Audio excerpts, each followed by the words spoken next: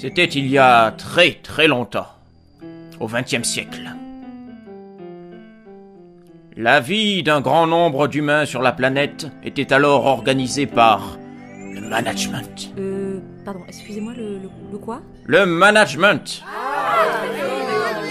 L'origine du mot management viendrait selon certains du mot ménagère.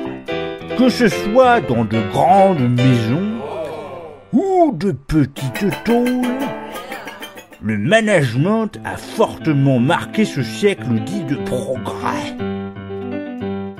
Le management était considéré comme un art, une façon de vivre, de communiquer et d'interagir avec ses contemporains, environ 8 heures par jour. Les managers étaient donc considérés comme une élite, la crème de la crème en quelque sorte. Car c'était eux qui faisaient tourner les boîtes. Faire tourner les boîtes était la raison d'être du management. On rencontrait de drôles de personnages dans cette tribu, à commencer par les jeunes loups dont les dents rayaient le plancher. Et c'est qui frotte après, hein? C'est pourquoi on préférait dérouler le tapis rouge à leur arrivée. C'était plus commode. Ah ben voilà, comme ça c'est mieux. Au fil du temps, on assistait à une transformation assez étonnante. Les jeunes loups devenaient souvent des requins. Ou, s'ils tournaient mal, des anguilles, experts en navigation en eau trouble. D'autres finissaient par en passer pour les paniers de crabes. On reconnaissait les anguilles à plusieurs attributs bien distinctifs. Leur veste, pour commencer, reconnaissable entre toutes, la veste réversible, celle que l'on peut retourner à la vitesse du vent. Autre attribut des anguilles, les couilles molles, que les requins reconnaissaient facilement en les tenant et parfois en les serrant bien fort. On savait aussi s'amuser en ces temps obscurs. Le jeu en vogue à l'époque était celui de la patate chaude, aussi appelé singe. Ce jeu, où excellaient particulièrement les anguilles, consistait, comme au tennis, à repasser à l'autre une difficulté, un problème, avec le plus de discrétion possible. Les perdants au jeu finissaient par accumuler les casseroles et bien souvent se retrouvaient sur un siège éjectable.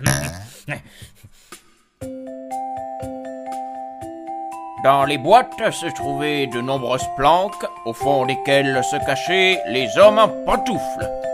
Ah, le bonheur de pantoufler! Bonheur réservé à ceux qui avaient été mis au placard, à la trappe ou aux oubliettes après de bons et loyaux services. À certains de ceux qui étaient sur un siège éjectable, on fournissait un parachute pour mieux tomber.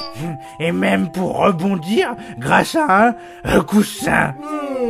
On rencontrait donc parfois un habitant de placard avec des pantoufles sur un siège éjectable équipé d'un parachute et même d'un coussin. Beaucoup trouvaient la chose scandaleuse.